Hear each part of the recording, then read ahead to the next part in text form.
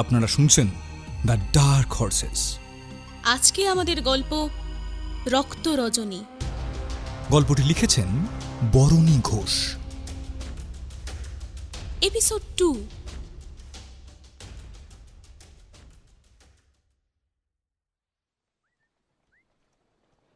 শুভমিতা, এই যে সিমেটারিটা দেখছিস, এর সঙ্গে একটা দারুণ গল্প জুড়ে আছে, জানিস?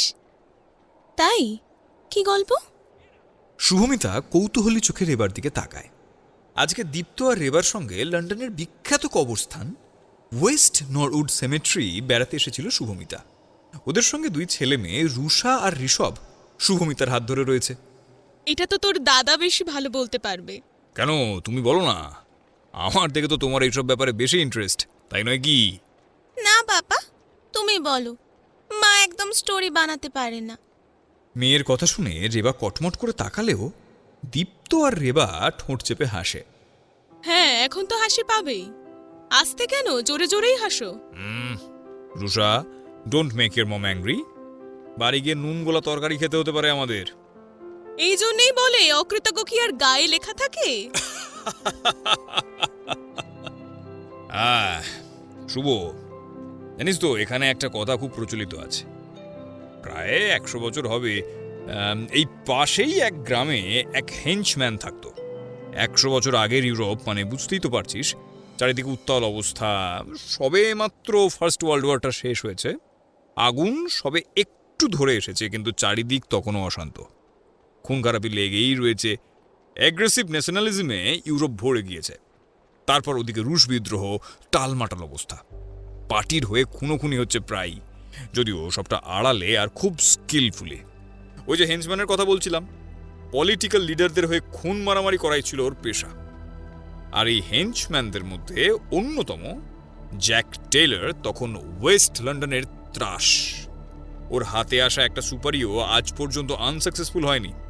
একবার জ্যাকের কাছে এই গ্রামের একজন reputed local opponent leader Christopher জনসনকে খুন করা সুপারি এসেছিল। ও যেদিন খুন করতে যায়, মিস্টার ক্রিস্টোফার সেদিন বাড়িতে ছিলেন না। জ্যাক পিছন দিয়ে ওর বাড়িতে ঢুকেছিল, কিন্তু ক্রিস্টোফারকে পাওয়া না গেলেও সেদিন ওর 18 বছরের মেয়ে লুসির প্রথম দেখাতেই ও প্রেমে পড়ে যায়। মেয়ের কপালের জোরে সেদিন ক্রিস্টোফারের জীবন বেঁচে গিয়েছিল, তবে এর পরে অন্য ঝামেলা এসে হাজির হলো। হ্যান্ডসাম, ব্রেভ ইয়াং ম্যান জ্যাককে দেখে লুসিরও মন বলতে বেশি সময় লাগেনি। প্রেমিকার থেকে নিজের সম্বন্ধে কখনোই কিছু আড়াল করেনি জ্যাক, সত্যিকারের পরিচয় দিয়েছিল। ওর সততা মুগ্ধ করেছিল মেয়েটাকে, কিন্তু হাজার হলেও পেশাটা তো ছিল সমাজ বিরোধী। বাবার কাছে মেয়ের খবর পৌঁছতে বেশি সময় লাগলো না। ক্রিস্টোফার জ্যাককে ভালো করে চিনতেন। মেয়ের এহেন অধঃপতন একেবারেই তার সহ্য হলো না। ছোটবেলায় মা হারা লুসি বাবার কাছে খুব আদরে, খুব আহ্লাদে বড় হয়েছিল, তাই মেয়েকে খুব ঠান্ডা মাথায় বোঝাতে চেয়েছিলেন ক্রিস্টোফার। জ্যাককেও মেয়ের বিষয়ে সাবধান করে দিয়েছিলেন, কিন্তু লুসি ততদিনে ডিটারমাইন্ড। বিয়ে করলেও জ্যাককেই করবে। বাবা মেয়ের অশান্তি ধীরে ধীরে বেড়েই চলছিল। লাভ বিশেষ কিছু হচ্ছিল না। এরই মধ্যে একদিন বাবার অমতে লুসি জ্যাকের সঙ্গে পালিয়ে যায়। সদ্য বিবাহিত জ্যাক আর লুসির সংসার মন্দ কাটছিল না, যদিও ক্রিস্টোফার কোনোদিনই এই বিয়ে মেনে নেননি। ওদের সুখের সংসারে বাদ সাধল জ্যাকের মাস্টার এডওয়ার্ড। টাকা দিয়ে পোষা গুন্ডার এত সুন্দরী বউ দেখে এডওয়ার্ড হিংসায় জ্বলতে থাকে। জ্যাকের আড়ালে লুসিকে টেম্পার্ট করার চেষ্টাতেও কোনো রকম খামতি রাখেনিও, কিন্তু লুসি ওর কোনো রকম ফাঁদেই শেষ পর্যন্ত পা না দিলে এডওয়ার্ড লাস্ট স্টেপটা নেয়। জ্যাক সেদিন বাড়ি ছিল না। দুপুরবেলা এডওয়ার্ড নিজে আরও দুটো বন্ধুকে নিয়ে জ্যাকের বাড়ি হাজির হয়। তিনজনে মিলে মেয়েটিকে খুব ব্রুটালি রেপ করার পরে বাড়িতে আগুন লাগিয়ে দেওয়া হয়।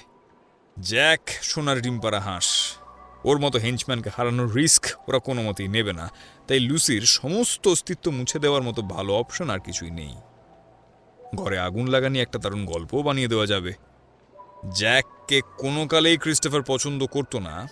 লুসি ওর সঙ্গে পালিয়ে যাওয়ার পর সেই ঘৃণাও বহুগুণ বেড়ে গিয়েছিল। ইনফ্যাক্ট বলা হয় রাগে উদ্ভ্রান্ত ক্রিস্টোফার জামাইকে কয়েকবার খুন করার চেষ্টা পর্যন্ত করেছিল। লুসি একটা মিউজিক স্কুলে পড়াতো, তাই মেয়ের অনুপস্থিতিতে সেদিন যে ক্রিস্টোফার ওদের ঘরে আগুন লাগায়নি এমন কথা তো আর হলফ করে বলা যায় না।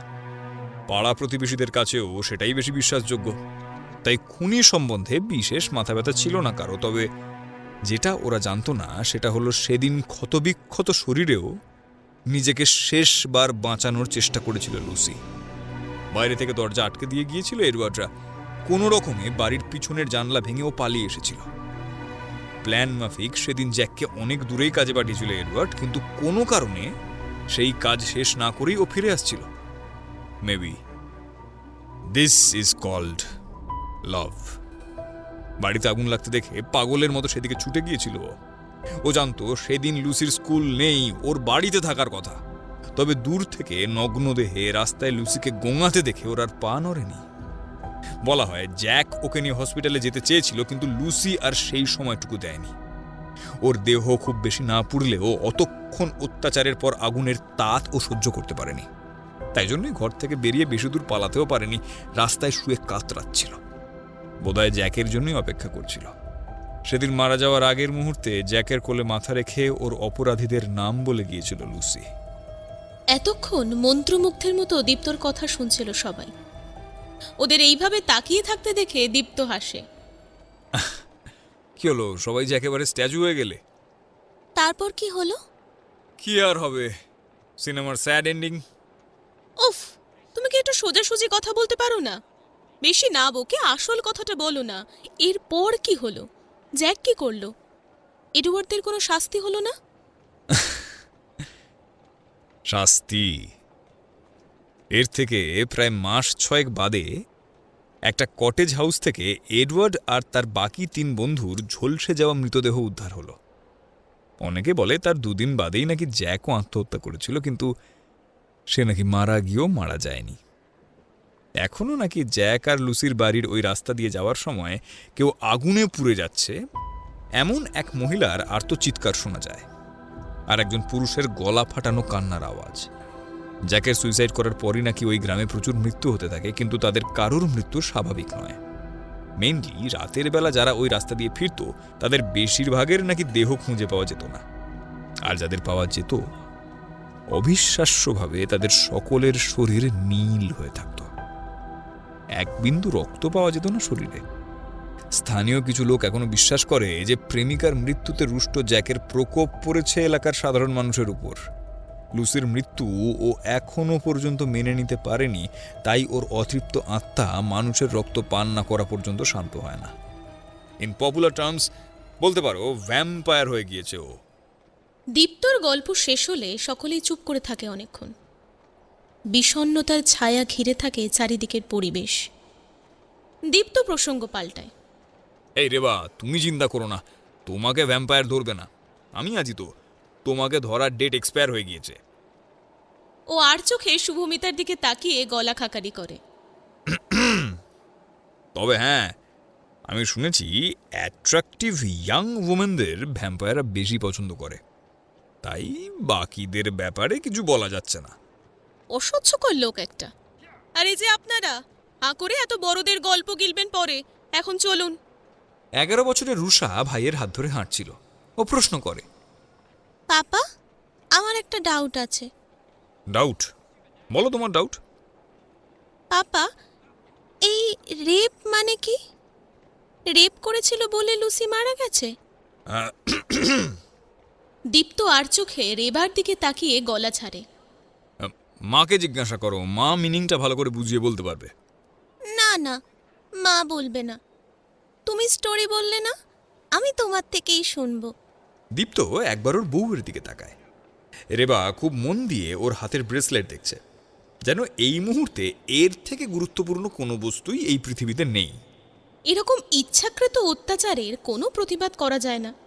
তাই পরের বার রেবা কোনো বিব্রতকর অবস্থায় পড়লে ও যে একেবারেই ওর কোনো সাহায্য করবে না মনে মনে প্রতিজ্ঞা করে মেয়ের কথার উত্তর স্নিগ্ধ স্বরে দেয়। রেপ এক ধরনের ফিজিক্যাল টর্চার, শোনা। আমরা তো হিউম্যান বিইং, আমাদের কারোর অন্য কোনো হিউম্যান বিইংয়ের ওপর টর্চার করার কোনোই রাইট নেই। কিন্তু কিছু মানুষ আছে যারা এই কাজটা করে, তাদের এগেনস্টে সব সময় প্রোটেস্ট করতে হয়, আর তারা খুব শাস্তিও পায়, যেমন এডওয়ার্ডরা পেয়েছিল। এডওয়ার্ডরা খুব খারাপ, তাই না? রুষা আরও একটা প্রশ্ন করতেই যাচ্ছিল, কিন্তু মায়ের কথা শুনে ওকে চুপ করে যেতে হয়। আচ্ছা, অনেক গল্প হয়েছে, এবার চলো, লাঞ্চ করতে হবে। রুষা, চলো। অন্যদিন হলে শুভমিতা এই পারিবারিক খুনসুটি দেখে দারুণ খুশি হতো, ওদের হাসি ঠাট্টাতে যোগও দিত। কিন্তু আজ চেয়েও আগের দিনগুলোর মতো মন খুলে হাসতে পারে না ও। রেবা দুপুরে খাবার বানিয়ে নিয়ে এসেছে। সিমেট্রি থেকে বেরিয়ে একটা কাছের পার্কে গিয়ে বসে ওরা। কার্পেটে বসে ছেলে মেয়ের সঙ্গে খুনসুটি করছে দীপ্ত। মাঝে মাঝে রেবাকে টিপ্পনি কাটতেও ভুলছে না। কিন্তু সকলের মাঝে শুভমিতাকে চুপচাপ খাবার নিয়ে অন্যমনস্ক হয়ে থাকতে দেখে দীপ্ত ভ্রুকুচকে তাকায়।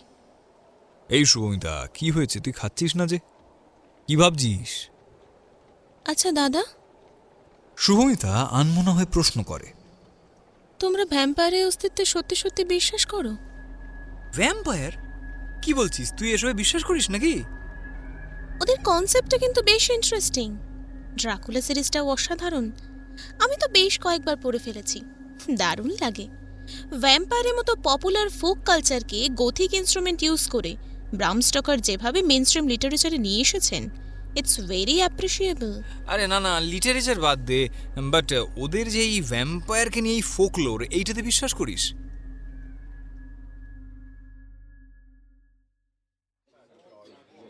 সৌরসেনী তমালের প্রশ্নের কোনো উত্তর দেওয়ার আগেই সুমনা বলে, আরে না করার কি আছে, ভ্যাম্পায়ার এসে আমার রক্ত খেয়ে নেবে।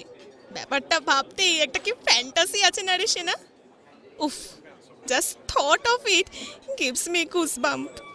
তোর ভেজাল রক্ততে না ভ্যাম্পায়ারের কোনো ইন্টারেস্ট থাকবে না। হ্যাঁ, আর সব ইউরোপিয়ানদের মানায়।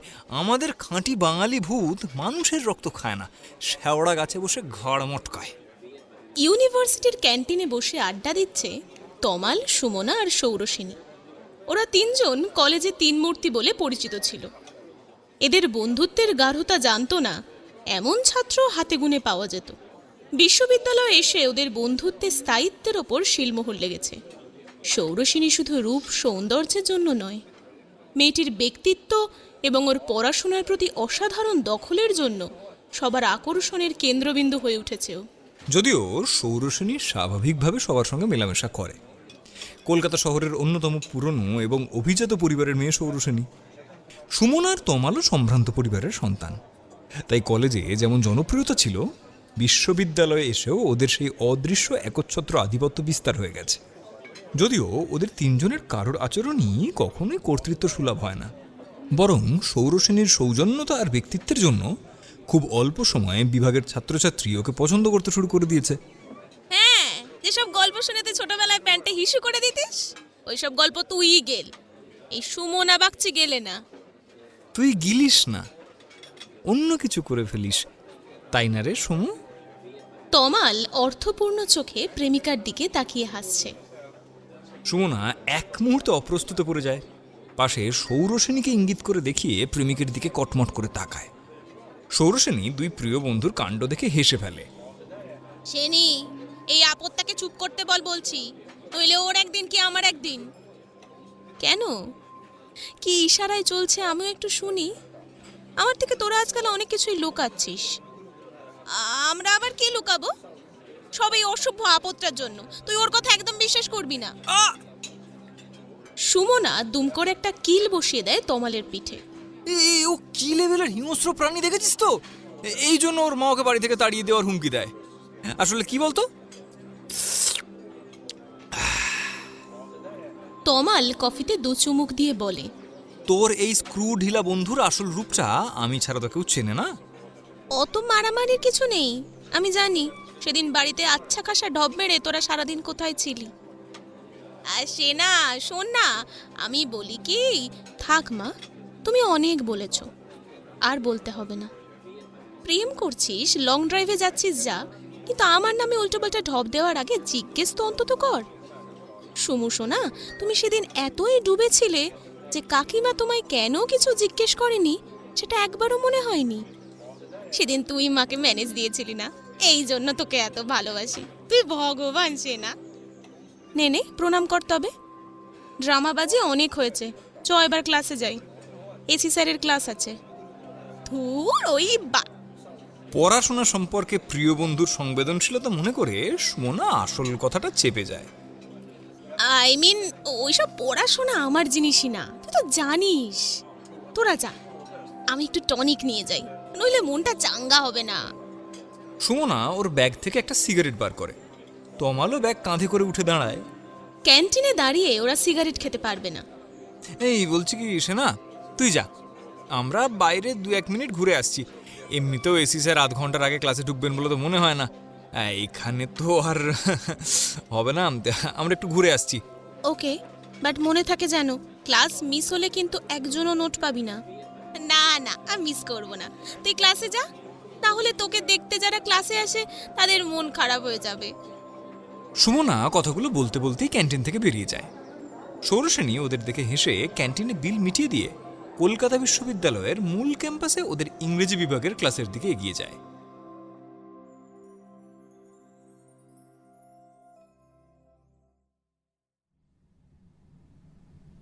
সৌরসেনীদের শেক্সপিয়ার নাটকের ক্লাস নেন অধ্যাপক শর্মিষ্ঠা দাশগুপ্ত।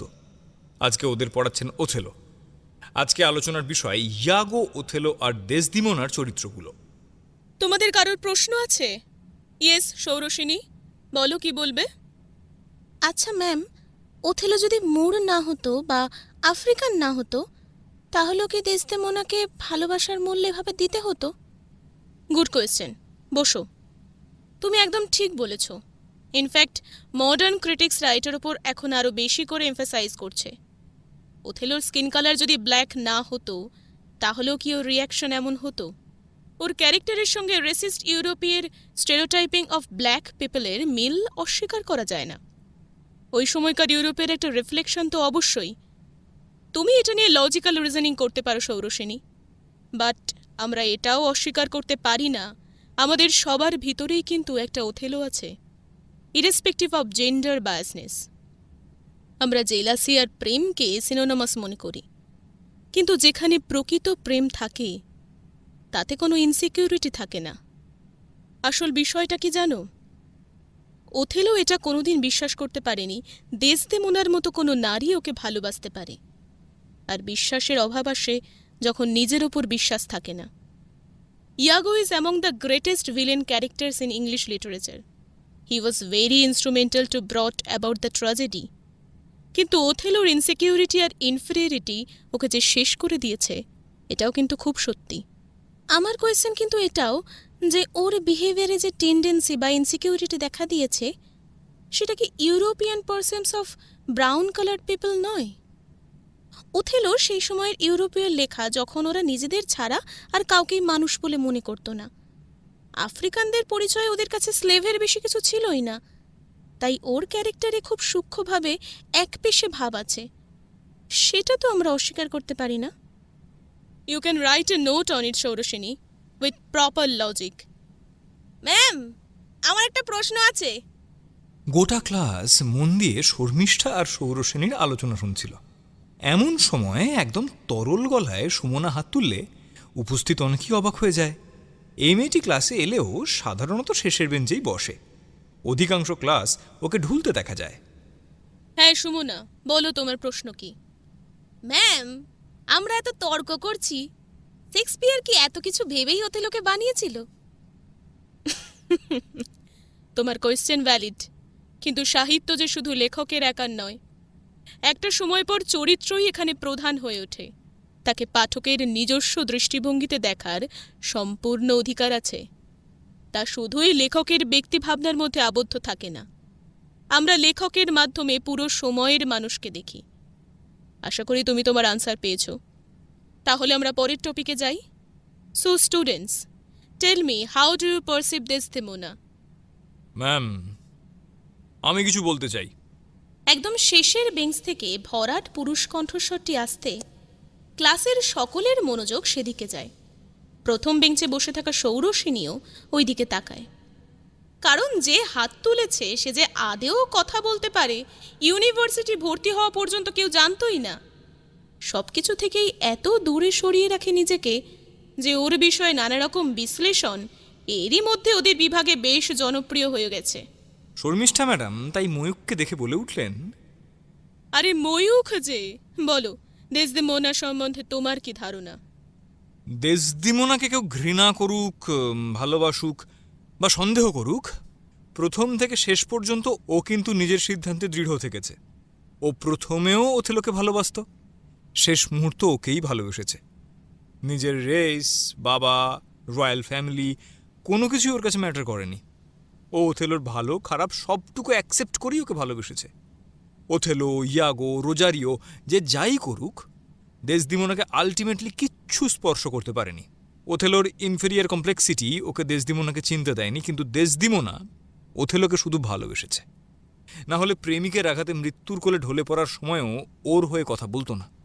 এইটা ওর ক্যারেক্টারের পজিটিভিটি নয়, আই থিঙ্ক এইটা ওর চরিত্রের স্ট্রেংথ। একমাত্র ওর চরিত্র নিজের পয়েন্টে from start to end stick থেকেছে। তাই আলটিমেটলি ও কি পেল এই সম্পর্ক থেকে তাতে ওর কিচ্ছু এসে যায়নি। Not at the moment of death also. She knew how Othello was and she accepted that with all her heart. Good explanation Mayukh, তোমার পয়েন্ট অফ ভিউ কিন্তু খুব সুন্দর। আমি এক্সপেক্ট করব নেক্সট ক্লাস থেকে তোমার সবসময় অ্যাক্টিভ পার্টিসিপেশন পাবো। ময়ূক উত্তরে কিছু বলে না, শুধু হাসে। So time is up now.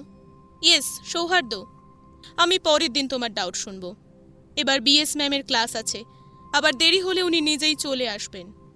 And সৌরসিনী, আজকে যেটা বললে make a note of it, আমি সেটা পরের দিন চেক করব।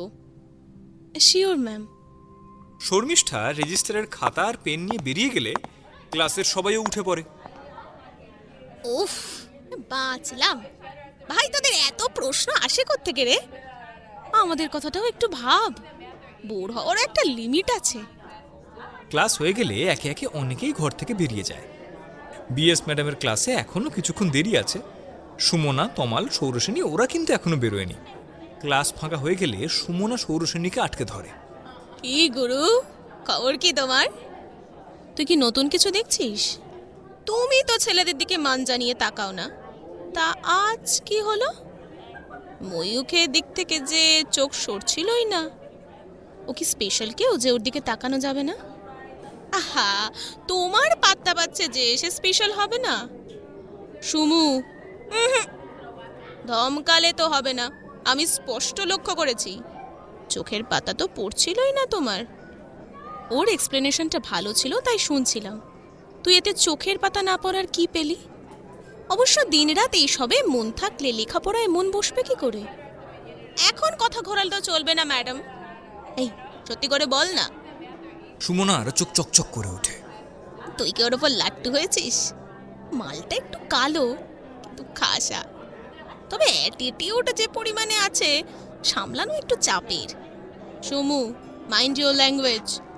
সবসময় সব কিছু নিয়ে কিন্তু মজা করবি না। আহা, রাগ করছিস কেন? খারাপ লাগলো? আচ্ছা যা, ওকে নিয়ে কিছু বলবো না। তুই এখানে বসে ফালতু বক, আমি গেলাম। একবার লাইব্রেরিতে যেতে হবে, ম্যাম আসার আগে আমি চলে আসবো। সৌরসেনী ওর ব্যাগ কাঁধে উঠে বেরিয়ে যেতে যায়। ওর রেশমের মতো চুল চুরো করে ঝুঁটি বাঁধা, পরনে হাঁটুর নিচ অব্দি হলুদ রঙের একটা ফ্রক। দুই শাড়ির দুই বেঞ্চির মধ্যে খুব বেশি ফাঁক নেই। সৌরসেনী উঠতে যাবে, ঠিক সেই সময় উল্টো দিক থেকে আরেকজন আসছিল। অপ্রস্তুতে দুজনের মার মুখে ধাক্কা লেগে গেলে সৌরসেনী পড়ে যেতে যায়, কিন্তু পড়ে যাওয়ার ঠিক আগের মুহূর্তে ছেলেটির গলা আঁকড়ে ধরে। ছেলেটিও অকস্মাৎ টাল সামলাতে ওর কোমর জড়িয়ে ধরে। খুব দ্রুত ঘটে যাওয়া ঘটনা, কিন্তু ঘন কৃষ্ণবর্ণ ঝাঁকড়া মাথা পুরুষটিকে এত কাছে অনুভব করে সৌরসেনী কয়েক মুহূর্ত আশেপাশের অস্তিত্ব ভুলে যায় যেন। ওর হৃদস্পন্দন ছন্দ হারিয়েছে। অদ্ভুত একটা বন্য আবেশে ভরিয়ে দেওয়া ওম রয়েছে যেন ছেলেটার শরীরে। ছেলেটির হাত ওকে ঘনিষ্ঠভাবে বের দিয়ে রেখেছে, নিজের মধ্যে বেঁধে রেখেছে এক প্রকার। সৌরসেনী ধীরে ধীরে মুখ তুলে চায়। ছেলেটিও ওর চোখের দিকেই তাকিয়ে রয়েছে। কি অসম্ভব সুন্দর আর সরল জ্যোতিপূর্ণ দৃষ্টি ছেলেটার। ভিতর ভিতর শিউরে ওঠে সৌরসেনী, যেন ওর ভিতর পর্যন্ত পড়ে নিচ্ছে। ওর ঘন নীল চোখ দুটো মুগ্ধ হয়ে ডুবে গেছে। বলছি সৌরসেনী, তুই বলছিলি না লাইব্রেরিতে যাবি? সুমনার গলায় চটক ভেঙে যায় সৌরসেনী আর ময়ূখের। ময়ূখ ওর কোমর থেকে হাত সরিয়ে নেয়। ওরা দুজন একে অপরের থেকে সরে আসে। ওদের পাশেই তমাল আর সুমনা দাঁড়িয়ে রয়েছে। ওদেরকে মুখ টিপে হাসতে দেখে সৌরসেনীর কান রাঙা হয়ে ওঠে। যদিও বরাবর প্রতিক্রিয়াহীন ময়ূখের চোখের কালো মণি দুটো একবার চঞ্চল হতে দেখা যায় বটে, কিন্তু এর বেশি কোনো ছাপ কৃষ্ণবর্ণ দেহ ভেদ করে দৃষ্টিগোচর হয় না। সেনা, তুই কি তোর বইয়ের খোঁজ পেয়ে গেছিস?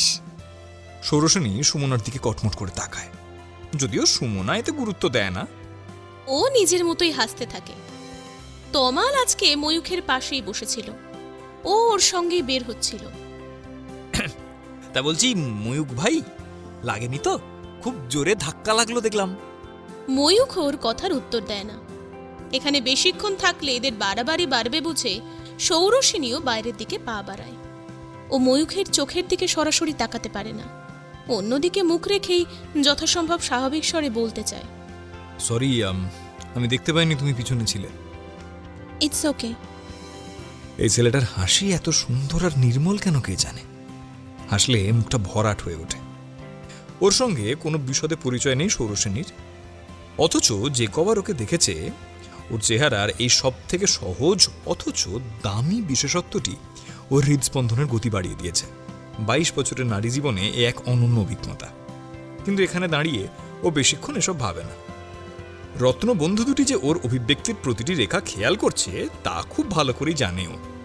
ময়ূক খুব স্বাভাবিকভাবে ওকে পাশ কাটিয়ে চলে গেলে সৌরসেনী অন্য পথ ধরে। আমি আসছি।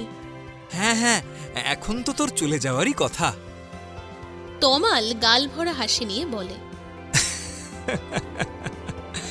সুমু ডার্লিং, আমাদের হয়ে সেনা ক্লাস করে দেবে, চলো আমরা একটু কলেজ করে হাওয়া খেয়ে আসি ততক্ষণ।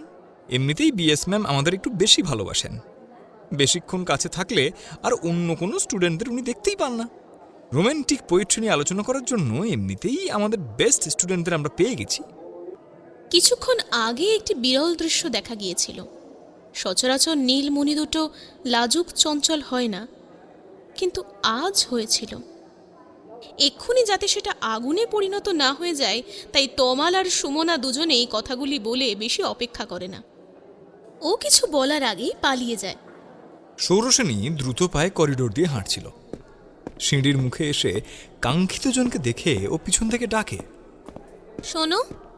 ডাক শুনে ময়ূখের পায়ের গতি থেমে যায়।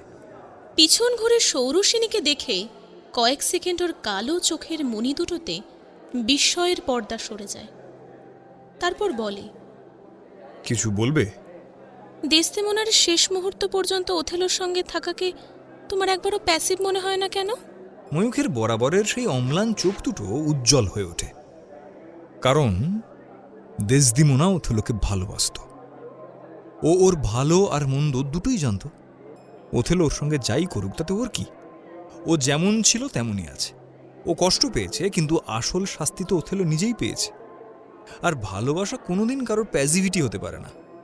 মোহ প্যাসিভ হতে পারে। প্রেমের থেকে বড় স্ট্রেংথ আর কিছু কি হয়? যে ভালোবাসতে পারে তাকে কেউ বুঝুক বা না বুঝুক, তার মতো শক্তিশালী আর কেউ হয় না। ছোটবেলায় একবার উড়িষ্যা বেড়াতে গিয়েছিল শুভমিতারা। সাতকোশিয়া জর্জে বেড়ানোর স্মৃতি ওর মনে এখনও বেশ উজ্জ্বল। তখনও ক্লাস 8 বা 9-এ পড়ে হয়তো, কিন্তু সেই ঘোড়ার দৃশ্যগুলো পুঙ্খানুপুঙ্খভাবে ওর এখনও মনে আছে। প্রকৃতি তার অকৃপণ সৌন্দর্যের ডালি উজাড় করে দিয়েছিল ওর সামনে, আর শুভমিতা তাতে মুগ্ধ হয়ে গিয়েছিল।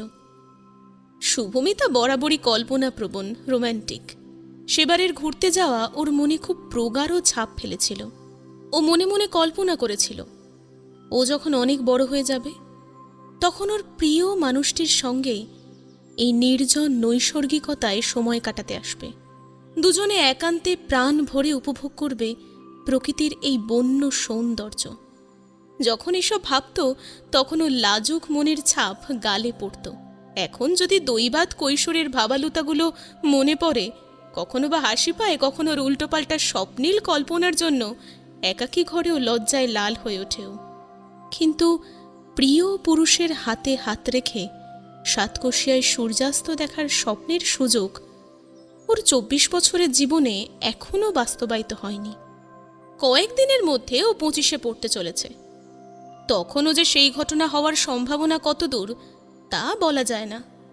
ওর এত বছরের অসাধারণ লেখাপড়ার যোগ্যতা, ওর সহজাত স্নিগ্ধ ব্যক্তিত্ব এতদিনে যে কোনো পুরুষের কাছে আবেদন রাখেনি তা নয়, কিন্তু কেউই ওর নারী হৃদয়ের সেই কোণটা ঠিক ছুঁতে পারেনি। এছাড়াও কাজের প্রতি গভীর নিষ্ঠার সামনে শুভমিতার আর কোনো ব্যক্তিগত অনুভূতি কখনো প্রশ্রয় পায়নি। তাই এত বছরের ওর ভিতরের আরেকটি উচ্ছল সত্তা বিনা স্পর্শেই রয়ে গেছে। এ নিয়ে অবশ্য শুভমিতার মনে কোনো খেদ বা আফসোস নেই। ও জীবনে একটা জিনিসই বিশ্বাস করে গভীর মন নিয়ে, ওর জীবনে ঠিক সময়ে যেটা হওয়ার সেটা এমনিই হবে। ঈশ্বর ওর জন্য সব থেকে ভালো জিনিসটা সাজিয়ে রেখেছেন। লন্ডনে যে ভারতীয় পরিবারের বাড়িতেও ভাড়া থাকে তার নিচের তলাটা ওর। সেখানেই ওর ঘরের মধ্যে এক জায়গায় একটা পাথরের ছোট্ট কৃষ্ণ মূর্তি রেখে দিয়েছে ও। এটা শুভমিতার চিরকালের সাথী। ছোটবেলায় যখন একবার একটা ভূতের সিনেমা দেখে ওর ভয়ে জ্বর এসে গিয়েছিল, ঠাকুমা ওকে কৃষ্ণের এই প্রস্তর মূর্তিটি দিয়েছিলেন। ঘন শ্যাম রঙের একটি 1-1.5 ইঞ্চির কৃষ্ণ, ত্রিভঙ্গে দাঁড়িয়ে রয়েছেন, মুখে বাঁশি। কাছে পাওয়ার পর থেকেই ওই মূর্তিটি কোনোদিনও কাজ ছাড়া করেনি শুভমিতা। কোথাও একদিনের জন্য গেলেও ওইটাকে সঙ্গে করে নিয়ে যায়। এই করে ওর পাথরের কৃষ্ণেরও দেশ বিদেশের নানান জায়গায় ভ্রমণ হয়ে গিয়েছে। খাদ্য খাবারের খুব একটা বিচার করে না ও। মোটামুটি যখন নিজে যা খায় তাই ওর কৃষ্ণকে দেয়। ওর কৃষ্ণেরও দিব্যি ঐতিহ্যশালী থেকে আধুনিক সমস্ত খাবার দাবারের স্বাদ নেওয়া হয়ে গিয়েছে। শুভমিতার ধারণা এখন এই ব্যাটা পেটুক হয়ে গেছে। বেশিরভাগ সময় লেখাপড়ায় ডুবে থাকায় শুভমিতার বন্ধু বান্ধব এমনিতেই খুব সীমিত, কিন্তু যতক্ষণ ওর কৃষ্ণ ওর কাছে থাকে ততক্ষণ ওর আর অন্য কিছু মনে হয় না। মনের সমস্ত কথা ব্যক্ত অব্যক্ত সব মন খুলে ওকে বলে। আজকেও তেমনই শুভমিতা ওর কানুকে বকাবকি করছিল। ওর নিজের জন্য রান্না করার নির্ধারিত সময় থেকে আজ অনেকটা সময় নষ্ট হয়ে যাওয়ার জন্য। ইউনিভার্সিটি যেতে এবার দেরি হয়ে যাবে। কানুর ওকে ঠিক সময় ডেকে দেওয়া উচিত ছিল। শুভমিতা ফিরে গেছে ওর সেই কৈশোরের সাতকোশিয়াতে। একটা ঝিলের ধারে অনেক রকমের উঁচু নিচু ছোটখাটো পাহাড় রয়েছে, যার পিছনে সূর্যদেব ডুব দিচ্ছেন বিশ্রাম নিতে। জঙ্গলে পশু পাখি সংরক্ষণশালার যে জায়গা আছে সেটা দেখতে কি অপূর্ব লাগছে ওর। প্রকৃতির খোলা আকাশের নিচে বাস করা ছেলেমেয়েরা কি সুন্দর আপন মনে ঘুরে বেড়াচ্ছে। আরও একটা জিনিস দোলা দিয়ে যায় ওর মনকে। একে অপরের ওপর বাটপাড়ি করে পৃথিবীর সবটুকু সম্পদ চেটেপুটে খেয়ে নেওয়াই শুধু মানুষের সমাজের ঐতিহ্য নয়, নিজেদের সবার উপরে ভাবা ওদের অস্তিত্বের সঙ্গেই যেন মিশে গেছে। না হলে এই পৃথিবীর একই প্রকৃতির সন্তান হয়েও বনের পশু পাখিদের সুরক্ষা দিতে হচ্ছে। মানুষ জীবনটাই যেন বড় স্বার্থপর, সবটুকুকে নিজের জন্মগত অধিকার ভেবে ইচ্ছে মতো ব্যবহার করা, ধ্বংস করতে পারা যেন ওদের অধিকার। ওর গবেষণার বিষয়ের সঙ্গে ভারী মিল খুঁজে পায় শুভমিতা। সবকিছুই যেন একই সূত্রে গিয়ে মিলে যায়। যাই হোক, এখন আর ওসব কথা ভাবতে ভালো লাগছে না।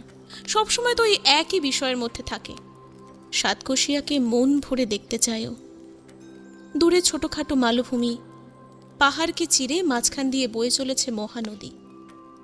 শীতের বিকেলে সূর্য পশ্চিমে ঢলতে আরম্ভ করেছে। শুভমিতা মুগ্ধ চোখে সবচেয়ে উঁচু পাহাড়টায় দাঁড়িয়ে দেখছে। ওর মনের সব গ্লানি মুছে গিয়ে ঠোঁটে ছড়িয়ে পড়েছে খুশির মেদুরতা। সঙ্গে সঙ্গে কি একটা মনে হতে শরীর শিরশির করে ওঠে। ক্লাস 9-এ পড়তে বাবা মা আর বোনের সঙ্গে ঘুরতে এসে এমনই এক অস্তগামী সূর্যের লালিমা গায়ে মেখে নিতে নিতে মহানদীর তীরে দাঁড়িয়ে ওর কিশোরী মন একান্ত ইচ্ছাটা জানিয়েছিল সাতকোশিয়াকে। বহুদিন পর ও যখন আসবে, কোনো এক বিশেষ জনের কাঁধে মাথা রেখে ও সাক্ষী হবে এই আসন্ন সন্ধ্যার। দূরে ওই ছোট পাহাড়ের ওপর কে যেন দাঁড়িয়ে না, ঠিক ওর স্বপ্নের মতোই এক যুগল। পুরুষটি পিছন ঘুরে থাকায় তাকে দেখতে পাচ্ছে না। মেয়েটির মুখ স্পষ্ট নয়, তবে দূর থেকে মনে হচ্ছে মেয়েটির চুল রেশমের মতো বাদামি, দুধ সাদা শরীর, পা অবধি ঢাকা একটি সাদা গাউন ওর পরনে। কৌতূহলী শুভমিতা এগিয়ে যায় ওদিকে। ধীরে ধীরে যত কাছে আসতে থাকে, ওই যুগলের দেহাবয়ব স্বচ্ছ হতে থাকে ওর কাছে। একটি খয়েরি রঙের ব্রিটিশ স্যুট ছেলেটির পরনে। ওর বয়স 28 কি 30 হবে। চওড়া বলিষ্ঠ কাঁধ। কার সঙ্গে যেন একটা গভীর মিল খুঁজে পাচ্ছে ও, কিন্তু ঠিক পরিষ্কার করে মনে করতে পারছে না। ছেলেটির কোমরে একটি হলস্টার, তা থেকে দৃশ্যমান একটি ধারালো ছুরি। কিন্তু ছেলেটা এতটাই গভীর আবেগ এবং মর্মের সঙ্গে মেয়েটির দিকে তাকিয়ে আছে, যেটা ওর পোশাক দেহভঙ্গিমার সঙ্গে অত্যন্ত বেমানান। একই সঙ্গে ওরা যেন দুটি আলাদা মানুষ। মেয়েটির চোখেও গভীর আবেগ। ও আর কিছু দেখতে পাচ্ছে না।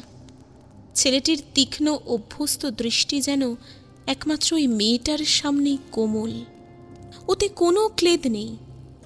পরস্পরের সঙ্গে মিশে গিয়ে ওরা দেখছে মহানদীর কোলে ঢলে পড়া রক্তিম সূর্যকে।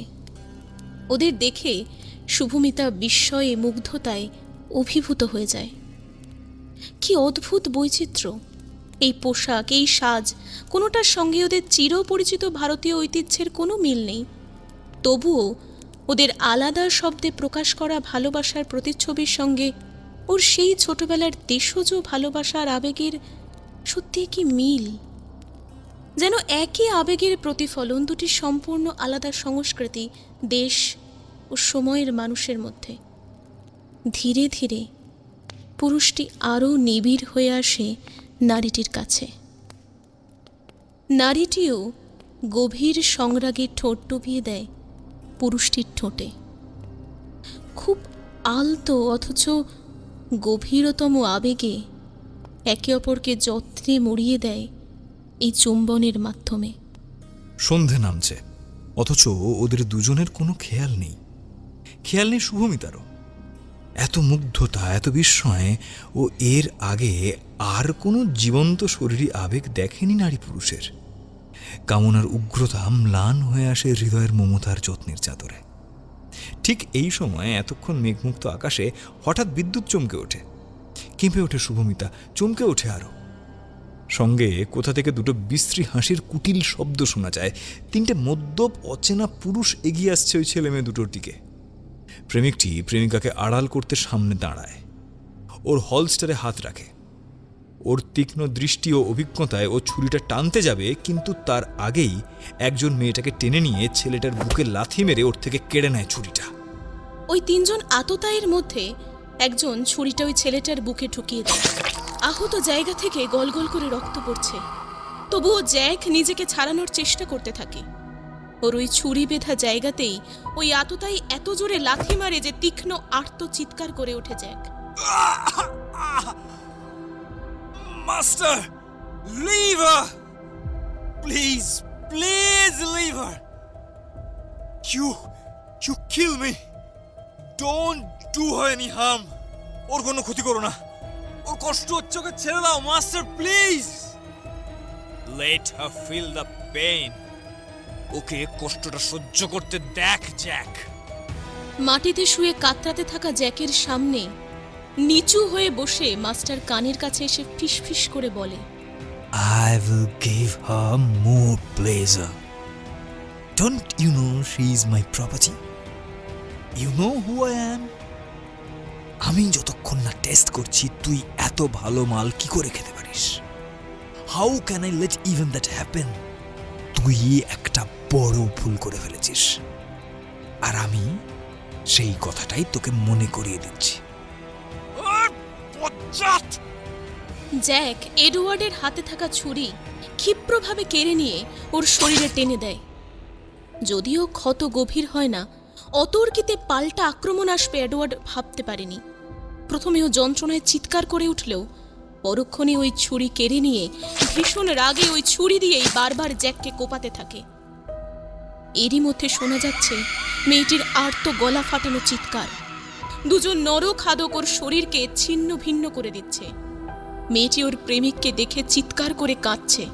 ওর শরীরের ক্ষত হয়ে মেয়েটি যখন নিস্তেজ হয়ে যায়, ওদের হিংস্রতা আরও বেড়ে যায়।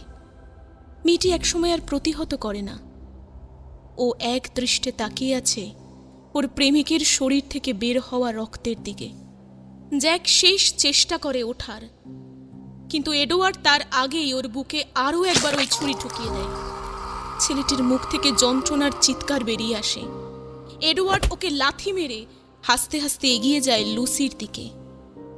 সবচেয়ে ভালোবাসার নারীটিকে চোখের সামনে ধর্ষিত হতে দেখে জ্যাক প্রাণপণে ওর শেষ শ্বাসটুকু দিয়ে চিৎকার করে। খোলা আকাশের নিচে ওর নিষ্ফল আরতি পাহাড়ের গায়ে ধাক্কা খেয়ে আবার ওর কাছেই ফিরে আসে। তিনজন নরলোলুপের হিংস্র উল্লাসে ওর স্বর চাপা পড়ে যায়। সব কেমন ঘোলাটে হয়ে আসে জ্যাকের সামনে। শুধু চোখ থেকে এক ফোঁটা জল গড়িয়ে পড়ে মাটিতে।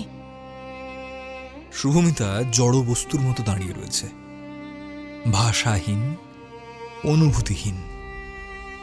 ওর সামনে কত কিছু ঘটে গেল মুহূর্তেই, অথচ ও মুখে টু শব্দ পর্যন্ত করতে পারে না। ওর মনে হয় লুসি আর জ্যাক ওর দিকে হাত বাড়িয়ে ওকে ডাকছে, কিন্তু ও যেতে পারছে না। তারপর কি যেন একটা হয় শুভমিতার মধ্যে। ও সমস্ত জড়তা ভেঙে দৌড়ে যায় ওদের দিকে। আকাশে ততক্ষণে অন্ধকার ভরে গিয়েছে। আঁধারি পরিবেশে দূরে মিটমিট করে তারা চলছে আকাশে, কিন্তু সাতকোশিয়ার সমস্ত নৈসর্গিক সৌন্দর্য দুটি অসহায় নারী পুরুষের আর্তনাদে যেন গ্লানি আর বিষাদে ভরে গিয়েছে। কিন্তু এ কি, শুভমিতা যত এগোচ্ছে ততই ওর চারপাশে সবকিছু বদলে যাচ্ছে কেমন করে। জ্যাকের চোখ দুটো ওরা তো চেনা চেনা মনে হচ্ছে কেন? ওই গড়ন, ওই তাকানো দেহভঙ্গিমার সঙ্গে কয়েক মাস আগেই খুব সম্যকভাবে পরিচিত হয়ে গিয়েছে শুভমিতা। কিন্তু সব সময় যে চোখের গাঢ় নীলমণি দুটোতে কটাক্ষ বা ঠাট্টার হাসি দেখেছে, আজ ওই চোখ দুটোতেই কি গভীর আফসোস, গ্লানি আর যন্ত্রণা। এই দৃষ্টিতে শুভমিতা চেনে না। আর লুসির ওই সাদা গাউন বদলে যাচ্ছে সাদা চুড়িদারে, যা ছিন্ন ভিন্ন রক্তাক্ত হয়ে পড়ে রয়েছে একপাশে। শুভমিতা যত কাছে যাচ্ছে ওর বাদামি চুলকে কালো মনে হচ্ছে। ও যতক্ষণে লুসির কাছে চলে আসে, ওই নীল চোখা ছেলেটিও এগিয়ে এসেছে ওদের কাছে। মেয়েটির দেহ নিথর, ওরা দুজনেই রক্তাক্ত। মেয়েটি ওর শেষ নিঃশ্বাস নেওয়ার আগে কালশিটে পড়ে যাওয়া ক্ষতবিক্ষত কাঁপা কাঁপা হাতটা প্রেমিকের মুখের কাছে নিয়ে যায়। তারপরই হাতটা লুটিয়ে পড়ে ঠিক ওর বুকের উপর। ছেলেটিও মেয়েটির হাতটা আঁকড়ে ধরে। শরীর থেকে বের হওয়া রক্তের সঙ্গে মিশে আছে চোখের জল। শুভমিতা জোর করে পা টেনে টেনে ওদের আরো কাছে যায়। ওকে ওদের বাঁচাতে হবে। অন্ধকারে ওদের মুখ এতক্ষণ স্পষ্ট ছিল না। কাছে যেতে মুখ বাড়িয়ে দেখতে পেয়ে চমকে ওঠে শুভমিতা। স্থির হয়ে যায়। পৃথিবীতে আর কোথাও যেন এতটুকু হাওয়া নেই। এটা তো ও নিজে। আর এই ছেলেটা, এটা এরিক। কোথায় যেন একটা বাজ পড়ার শব্দ হয়। বিদ্যুতের ঝলকানিতে শুভমিতার গোটা সত্তা চমকে ওঠে।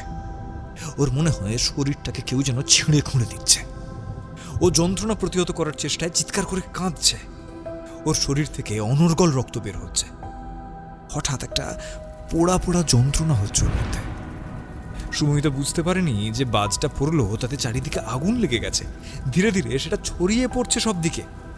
ওর চারপাশেও আগুন ধরে গেছে। শুভমিতা অতর্কিতে ছেলেটির নিথর মাথা বুকের মধ্যে জড়িয়ে ধরে।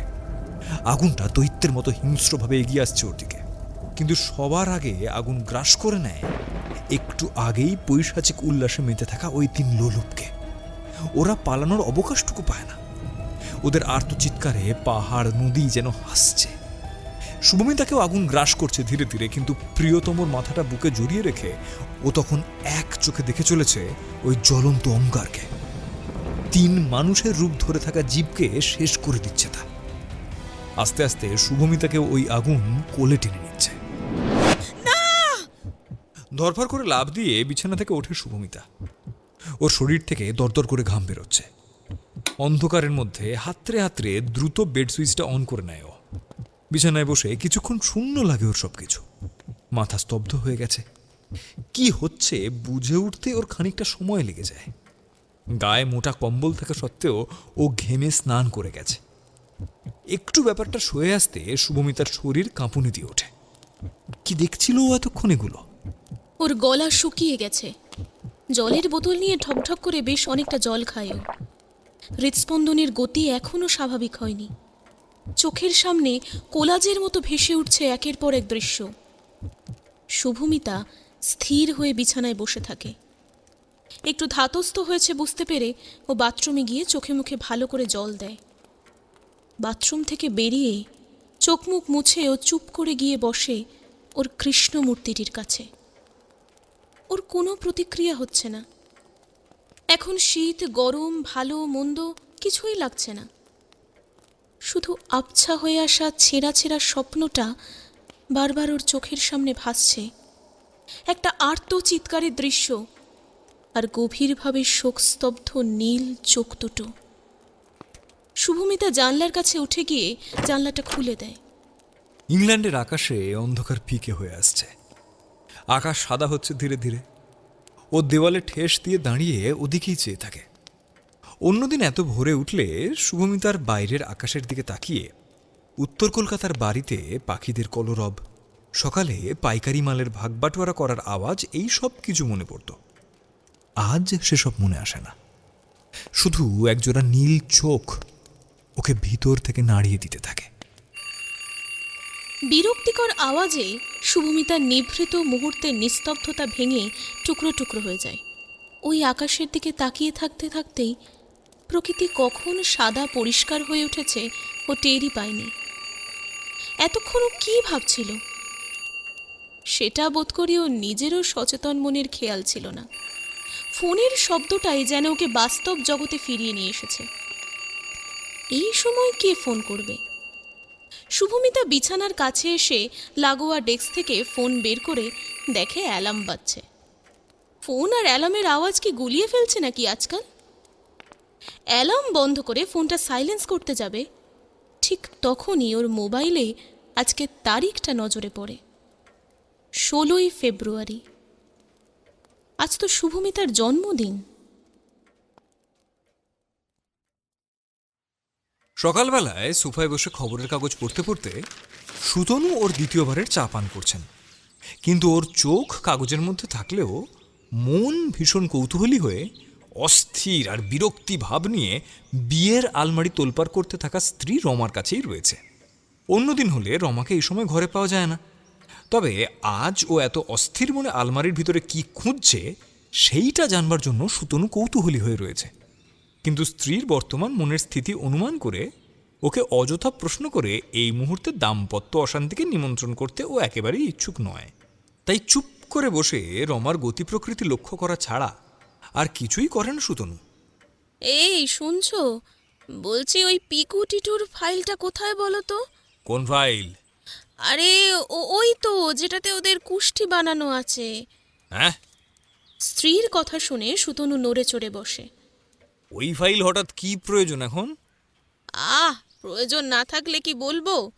আমাকে মেলা না বকিয়ে বলো তো কোথায় আছে। সে তো আমার ঠিক মনে নেই, তুমিই রেখেছিলে তো। মনে নেই মানে কি বোঝাতে চাইছো তুমি? রমা এতক্ষণে মুখ তুলে তাকান। জানো না ওটা কত জরুরি? হ্যাঁ তা জানি, কিন্তু ওইটা নিয়ে তুমি এখন কি করবে? বলছি তো লাগবে। আরে কেন লাগবে সেইটাই তো জানতে চাইছি। এই দেখো, সোজা কথায় বলো তুমি খুঁজতে পারবে কিনা। না পারলে বলো, আমার তোমার কোনো সাহায্য লাগবে না। রমা, তোমার মাথায় কি চলছে বলো তো? আমি কিন্তু তোমাকে একটা প্রশ্ন করেছি। কি চলবে আবার? রমা। সময় হলে ঠিক বলবো। সুতনু সোফা ছেড়ে উঠে রমার দিকে এগিয়ে আসেন। ওর চোখ মুখ এখন ভীষণ রকমের রাশ ভারী। আমি পিকু টিটুর বাবা। আশা করি ওদের ব্যাপারে সব কিছু জানার অধিকার আমার আছে। ওগুলো আলমারিতে নেই।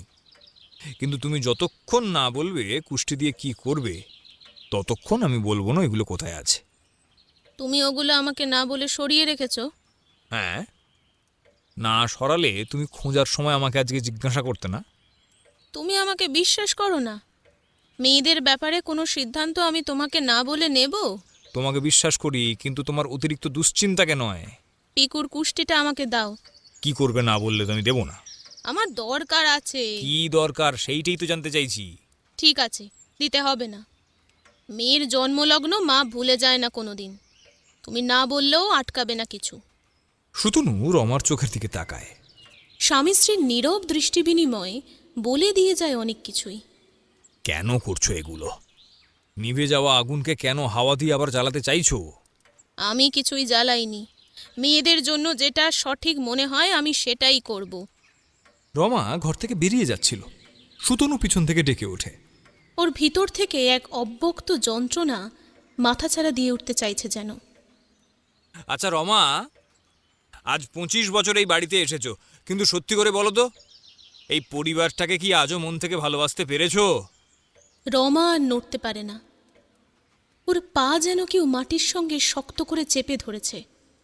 হাঁটুর যন্ত্রণাটা হঠাৎ করেই দ্বিগুণভাবে অনুভূত হচ্ছে। বেশিক্ষণ দাঁড়িয়ে থাকলেই পড়ে যাবে। ও ধীরে ধীরে পিছন ঘুরে চেয়ে দেখে সুতনু ওদের সাবেকি আমলের বাড়ির জানলার শিক ধরে নিচে বৃহৎ বাগানের দিকে তাকিয়ে রয়েছে। ওর দৃষ্টি স্থির হয়ে রয়েছে সেই সাদা পাথরের বেদিটার দিকে, যেখানে থরে থরে ছোট ছোট লাল গোলাপের মাঝখানে দাঁড়িয়ে রয়েছে সেই রজনীগন্ধা গাছটা।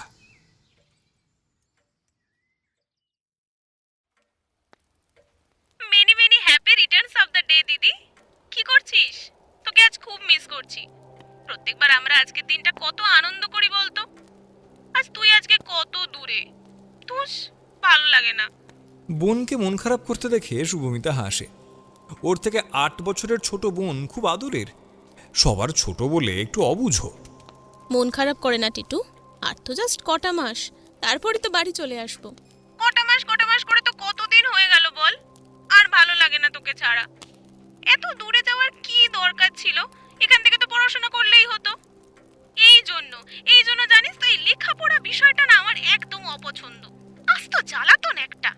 টিটু আচ্ছা বাবা, পড়াশোনা নিয়ে আর কিছু বলবো না। তোর তো কষ্ট হবে এসব শুনলে। আমার সামনে 2-3টে বছর কেটে গেলেই বাবা শান্তি। কলেজটা শেষ হোক, আর ওই বইমুখো হচ্ছি না। আচ্ছা, হতে হবে না। শুভমিতা হাসছে। সত্যি বলতে কি, বোনের সঙ্গে কথা বলে শুভমিতারও মনটা হালকা হয়ে যায়। রাতে অমন একটা স্বপ্ন দেখার পর ও ভোরে অনেকক্ষণ ওর মধ্যেই আচ্ছন্ন হয়েছিল। সকাল রাত সময় কোনো কিছুই স্পর্শ করতে পারছিল না ওকে। জন্মদিন নিয়েও কোনো বাড়তি উচ্ছ্বাস ছিল না, কিন্তু এদিকে সকাল হতে না হতেই যে ফোন আসবে সেইটাও ও জানত। আর বাড়ির লোকের সামনে যাতে নিজের বিহ্বলতা প্রকাশ না পেয়ে যায়, তাই শুভমিতা যথাসম্ভব সপ্রতিভ থাকার চেষ্টাও করছিল। তবে এখন সত্যি ওর মনের ভার অনেকখানি লাঘব হয়ে যায় বোনের সাথে কথা বলে। আমিও একটা জাতা। আজকের মতো দিনে কি না বই খাতার কথা তুলছি। ওসব বোরিং কথা ছাড় তো। তুই আগে বল তো, আজকে তোর প্ল্যান কি আছে? আমার প্ল্যান? এই তো সকাল হলো সবে, এখনো কিছু ঠিক করিনি। ঘর পরিষ্কার করতে হবে, রান্নাও বাকি আছে। তোকে বলেছিলাম মনে আছে, এখানে কাছাকাছি একটা গণেশ মন্দির আছে, ওখানে আজকে পুজো দেব ভাবছি। তারপর চার্চে যাব। মন্দির, চার্চ? সিরিয়াসলি দিদি, তোর আর কিচ্ছু হবে না। একেবারে হোপলেস তুই। সারা জীবন লাইব্রেরি, কবরস্থান, মন্দির, চার্চ এইসব করেই বেড়া তুই। লেভেলের বোরিং। কেন পৃথাদি নেই? তোর ওখানের কলিগরা সবাই মিলে সেলিব্রেট কর। আর তুই তো আবার কাউকে বার্থডে টার্থডে বলিস না। ধুস, যা পারিস কর। সময় কোথায় রে পাগলি? একটা পেপার লেখা এখনো বাকি আছে। সারাদিন ল্যাপটপ আর লাইব্রেরিতেই চলে যায় আমার। একটু খেলাধুলো করারও সময় পাচ্ছি না। আর আমার তো বেশি হইচই ভালো লাগে না, জানিসই তো। I love peaceful places. নিরিবিলি জায়গায় আমার মন শান্ত থাকে। তুই আর তোর এই পিসফুল প্লেসেস দুটোই একেবারে প্রি হিস্টোরিক এরার। আচ্ছা, বাবা কোথায়? এতক্ষণ হয়ে গেল, একবার ওইদিকে এলো না, কথা বললো না আমার সাথে। ওদের কথা আর বলিস না। কি জানি কি হয়েছে দুজনের, মুখ গোমড়া করে যে যার কাজ করছে। একেবারে পিন ড্রপ সাইলেন্স। উফ, এদের দুজনকে নিয়ে আর পারা যায় না। তোর জন্য একটা নিউজ আছে দিদি। I am not sure, but আমি গেস করেছি। কি? তোর জাস্ট আসার অপেক্ষা।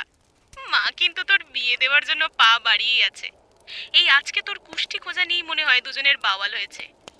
আচ্ছা, তুই তো ওখানে আছিস। ওসব জায়গায় এমন কেউ নেই যার সঙ্গে একটু ডেট করতে পারিস?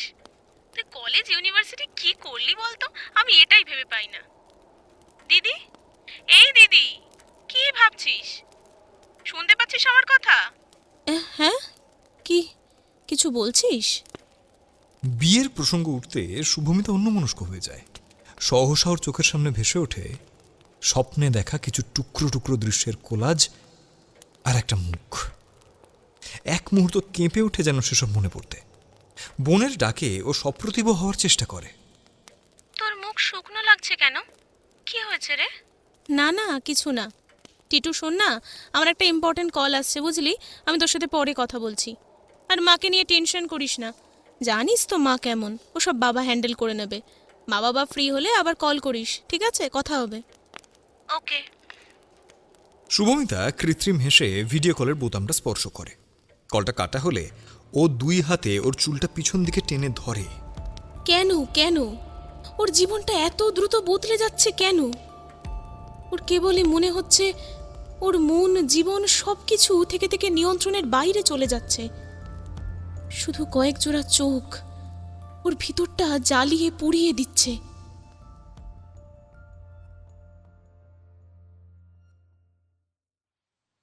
ওহ, হোয়াট আ সারপ্রাইজ! পিছন থেকে পরিচিত গলার ডাকটা আসতে চার্চে ঢোকার মুখে থমকে দাঁড়ায় শুভমিতা। পিছনে তাকাতে বক্তার মুখের দিকে চেয়ে ওর মুখে হাসি ফোটে না, যদিও অস্বস্তির একটা রেশ ছুঁয়ে যায় ওর চোখ দুটোতে। শুভমিতা কিছু বলে না, মৃদু হেসে অভিবাদন সারে। এরিক এগিয়ে এসে ওর পাশে দাঁড়ায়।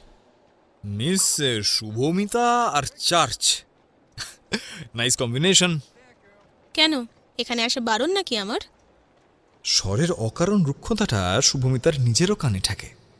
এই অবস্থায় এই ছেলেটির সম্মুখীন ও একেবারেই হতে চায় না।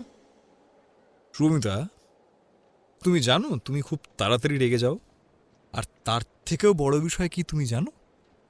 রাগলে তোমার চোখ দুটো আরো সুন্দর লাগে। এরিকের চোখ দুটো শুভমিতার ওপর স্থির হয়ে আছে। তাই দেখে শুভমিতার অস্বস্তি আরো বেড়ে যায়। ওর বারবার স্বপ্নের কথাগুলো মনে ফিরে আসতে থাকে।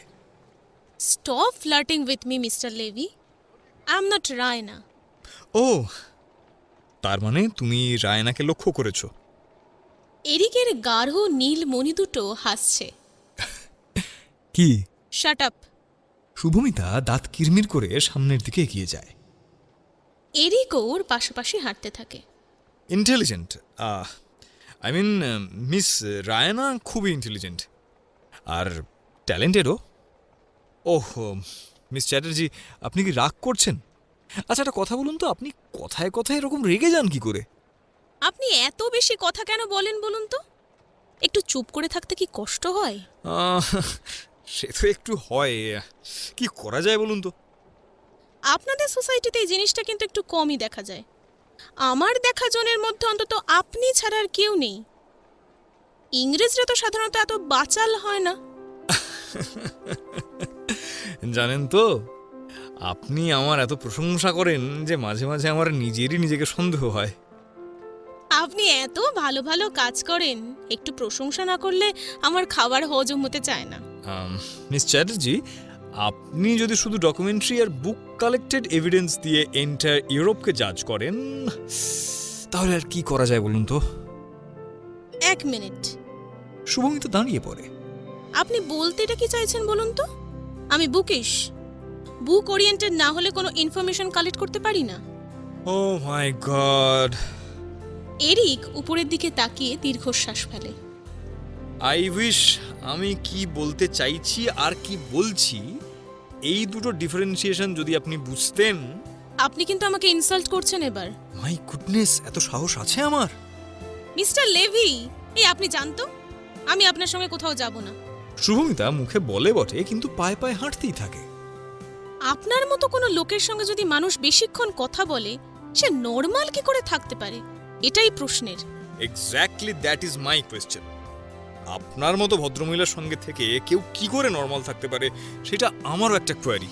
মিস্টার লেভি, শুভমিতা কি বললে সেইটা একদম সঠিক হবে সেইটাই ভেবে উঠতে পারে না। আপনি একটা মাত্রা ছাড়া বিদঘুটে লোক, জানেন তো? Most irritating fellow on earth. So as you madam. Eric কথাটা এত বিনয়ী সুরে বলে যে ওর হাবভাব দেখে প্রথমে কথাটার আসল মর্মই বুঝতে পারে না। কিন্তু শুভমিতা ওকে দেখে চোটে বোম হয়ে যায়। You We have reached our destination, madam. এরপর দেখুন, চার্চে হার্ড ফিলিং নিয়ে কিন্তু ঢোকাটা সম্ভব নয়। শুভমিতা চেয়ে দেখে ওরা সত্যি সত্যি গির্জার সুবৃহৎ সবুজ মাঠ পেরিয়ে মূল প্রার্থনা গৃহের সামনে চলে এসেছে।